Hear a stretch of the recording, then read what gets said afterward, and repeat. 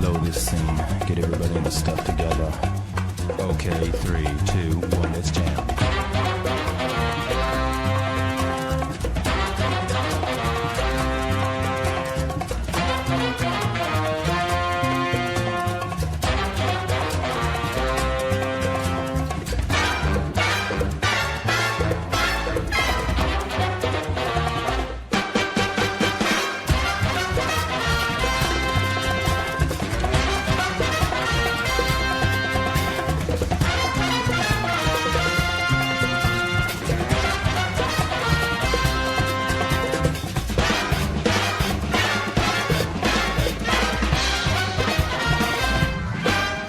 Hello everybody, and welcome to our 5th annual Alcoholics Anonymous meeting.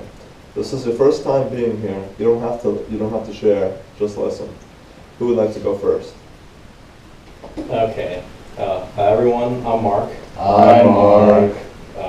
17 years sober, and I've just been really stressed out lately. I just found out the other week that my dad ended up dying to lung cancer, and it's kind of hard to deal with for me since he left me when I was around 5 years old, so I didn't really remember him much. And he just left. He said that he was going to go get cigarettes apparently, and he never actually came back until about a year ago. He just started trying to call me, text me, trying to get in touch with me. And I was just so angry at him for not being around growing up that I just never responded. And I got a call because I was listed as his emergency contact in the hospital saying that he had a lung cancer. And I just regret not getting to know him when I had the chance. But the thing that's really bothering me is the roads. I'm sure most people in this room are very familiar with our local roads that just aren't designed for this amount of people and haven't been maintained too well. The mayor of Mukilteo said a few weeks ago, it's clear we need to be investing more.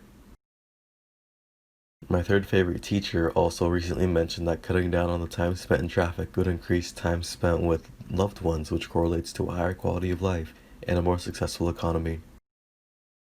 A hypothetical single mom with 2 kids living in Marysville would probably really appreciate an improved or better maintained road system that would allow her to see her children after getting home from her second job each day a little earlier. Even if you have no one that special in your life, having a nicer commute home each day could bring a smile to your face.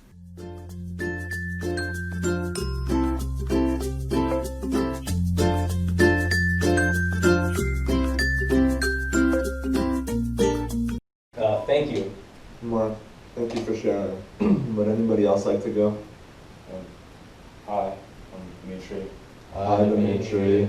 What's bothering me lately is Homelessness has been a visible problem in Marysville, Washington, and we as a community have been moving through it slow, in my opinion. And this has been addressed by the mayor, John Naring, as stated, by providing a safe place for people to live and offering them vocational and life skills training. We hope that formerly homeless individuals can transition back into our community with the tools they need to be successful. This shows that our community's problem with homelessness is being addressed, but as a resident of Marysville, I have seen very little movement in this.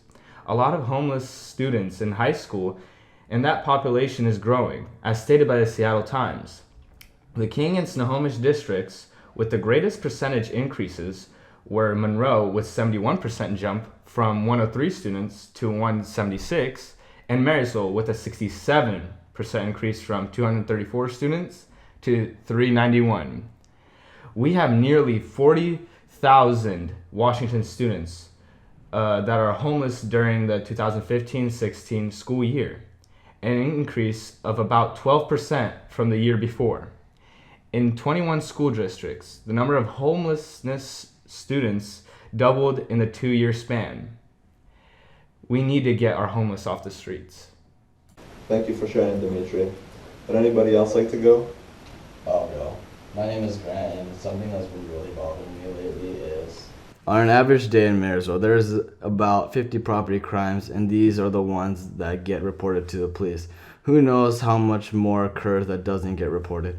Washington averages 3,710 property crimes per 100,000 people. The national average is 2,730. These are troubled people who commit these crimes, and it's either the only thing they know how to do, like they were born into it, or their motivation is something more extrinsic like heroin.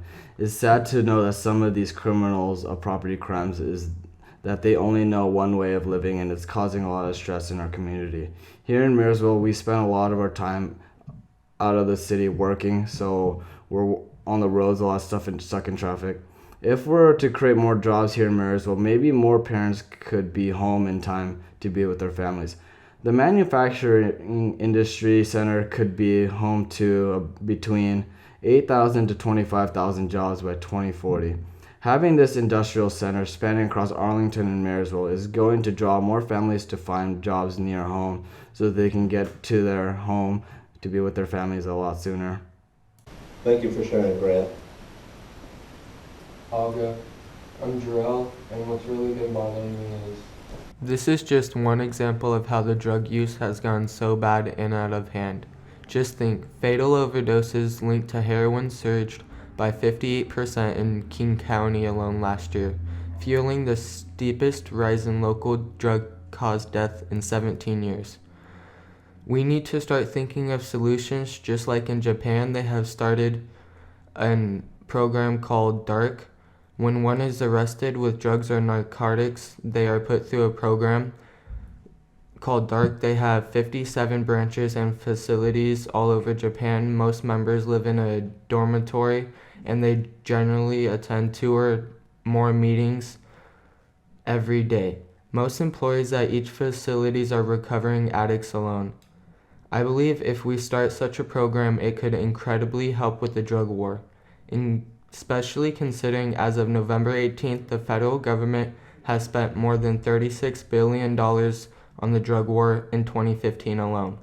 If we spent even a fraction of what we spent in 2015, we could start a program just like DARK and help our community with these drug problems.